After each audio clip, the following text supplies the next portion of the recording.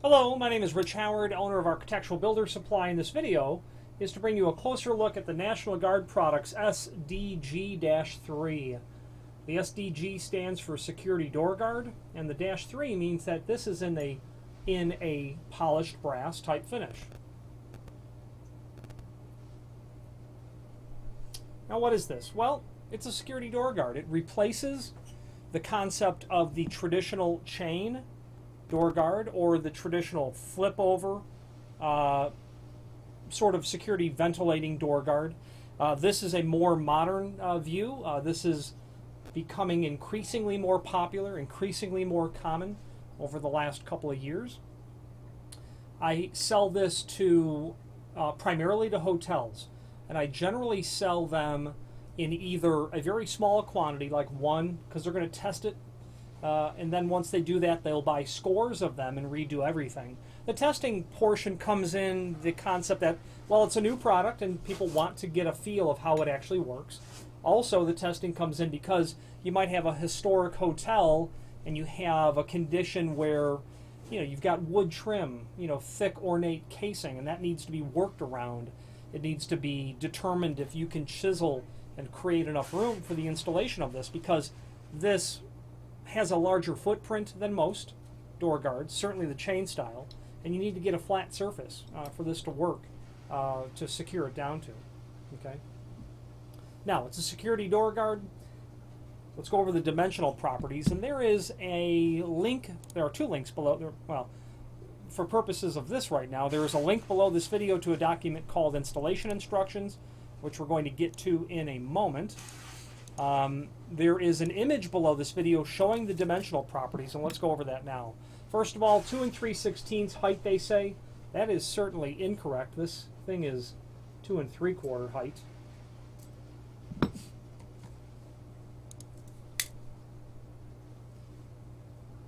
I see. But the reference to 2 3/16 is not the height as much as it is to the projection. They're using the term, I think, incorrectly. The projection, when this unit is open, is going to be 2 3/16. Okay. Its height is going to be 2 3/4. By the time you're viewing this video, we'll have that clarified. So the base they give as 1.5 inches. That's correct. And then again, 2 3/4. They give the length of the privacy bar at 1 5/8 of an inch, and that's from the center line of the pivoting axis out to the end of the bar itself. 1 5/8 looks just right on. The height of that is about 1 7/8. Okay, now this model from National Guard features an inserted piece of rubberized material held in with an adhesive, so that when the door strikes it, it's not marring or damaging the door. Now, how does this work? Let's talk about it specifically. This is a security door guard, and that means that when this is installed on the door of the frame, and you flip this out, it's going to limit the door. So from your perspective viewing this video, the door is going to be what would be called a left-hand door. Okay? You're viewing it from the inside. So the door will sit here. The door is going to sit flush with this plane, pretty much flush. So from this perspective, the door will swing in. Then when you're occupying the room, you're going to flip that out. Then the door will stop and hit there. Okay. Now the dimension of what it allows the door to open to is basically the thickness of the door. This is the face of the frame. The door is typically going to be inset into the frame ever so slightly, about 3/32 of an inch. So the door is sitting in, the privacy is turned out, the door comes and hits, and that dimension is going to be just about the thickness of the door. And that is indeed the case. The door is set in a little bit, so this is really going to allow the door to open up the thickness of the door, assuming 1 3/4, and then maybe 1/8 of an inch margin, so that you're not really going to see much, but you'll sure know if someone's there. That's how these work. Okay, that's the concept. These are completely non-handed. They can work on either side of either hand of doors, left or right. No problem. Now the other finishes that this is available in are going to be polished brass, obviously, satin brass, oil rub bronze, satin chrome, polished chrome. Those will be your 5 finishes. There are some available ancillary items that complement this. First of all, for hotel management, there is a security tool. And that security tool allows management to be able to bypass this lock. That part number is in the website under SDG-ET for emergency tool. That will allow the authorized management to open this should they need to get into a door, obviously a door where someone's probably occupied in it. There is also the SDG-HO. HO stands for hold open. Here's the concept. The hold open is a rubber block that has a slot in it so that you can fit it right over the privacy bar.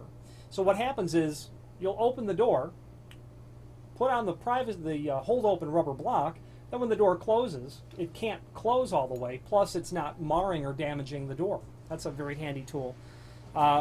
Maintenance staff, I think that makes a lot of sense for maintenance staff to use. Having a door open and then you're working in the bathroom, a door wide open, you'll hear it open is the concept. Cleaning staff as well. Hotel policy will dictate obviously all of this. I don't really see these installed in residential applications often, but they are installed in residential applications as well. This is going to a client in a residential application. They'd like the clean, modern look. Don't want the chain dragging against the door and frame, etc. Also damaging the door. You leave that chain swinging and the door closes and it just hits the links of the chain and damages it. Back to the ancillary items. There is a SDG-WS. WS is warning sticker. That warning sticker is something that can be applied to the area, and it says, warning, door locks automatically upon closing. That's important to know. There's also a SDG-DS, and the DS is a door safety sticker, let's call it. That sticker that you would install in the area says, for your comfort and security, please use the deadbolt. What they're saying there is don't rely on this as being your only method of securing a door that should otherwise be actually locked. Okay. Now, installation. You're going to find a vertical height that's suitable for the installation. You're going to want to take into account any sort of code requirement for handicap compliance. You're going to want to make sure that the height of this is where it needs to be. Again, it's non-handed. Included with the material will be the installation instructions, and again, there's a link below this video to the installation instructions. And there is also a template that's included, a decal template, and then of course the screws. They look to be about a number 10 by 1.5 inch flathead sheet metal screw. Let's go over the installation instructions. First, determine the mounting height considering disabled person's accessibility. Apply the mounting template sticker to the frame at the mounting height. So first, they're assuming you're dealing with a hollow metal frame is what they're really assuming, or some sort of frame that has a very flat surface to which you'd need to do no preparation. Again, if it's a wood frame with some sort of a casing that's not flush or flat, you're going to need to mitigate the fact that this needs to be installed down onto a flat surface. Your decal is very simple and straightforward. You can see that there are some red letters here. That is the edge, or the edge of the decal that will flush to the edge of the frame, and you're simply going to peel that off and apply it, either this way or this way, depending on the hand of the door. Make sure that your holes are going to match up, but the bottom line is that those red letters are the frame side towards the door. Okay, so you'll never get that wrong. Apply it on there. You're going to want to center punch the holes, as indicated. You're going to want to drill the 5/32 of an inch holes, the pilot holes. Remove the mounting template decal after you've drilled your holes. Leave the decal on there while you're drilling the holes. Mount it to the frame, and then basically test for operation. Now this item is fire rated. UL10B and UL10C 90-minute, and 3-hour. The testing of the door operation must be such that the proper closing and latching of the door are not hampered at all. A fire-rated door must be both of those items, self-closing and self-latching. This will not prevent the door from staying open. That self-closing device on a fire-rated door will easily push that closed, so no problem with that. Make any adjustments necessary if you've not obtained proper door operation. Now, the name National Guard is synonymous with, quite frankly, not ancillary products like this, or at least not historically. But they get into some other stuff that is outside of the realm of their traditional weather stripping, although it's complementary to the same client base. Other things that they do outside of weather stripping would be obviously these door guards, and they'll do a real good job with steel vision frames and steel louvers that you'll use in both steel and wood doors. But it's their core product line of weather stripping that they're most known for. There's a link below this video to the manufacturer's page where you can pull up that full line product catalog and review all things weather stripping from them. And if you have more than an occasional need for that weather stripping product line, by all means familiarize yourself with the catalog. Material made of aluminum, stainless steel, architectural bronze, they do it all. Customs, standards, generally going to always tack towards the higher quality end of the market for weather stripping. They do have some economy grade material, but really when you're looking for something that's going to be grade 1, top quality, National Guard's going to be a good first stop for you. If you have any questions on the National Guard SDG-3 security door guard in a polished brass finish, or any other National Guard product, please feel free to reach out to us. Thank you very much.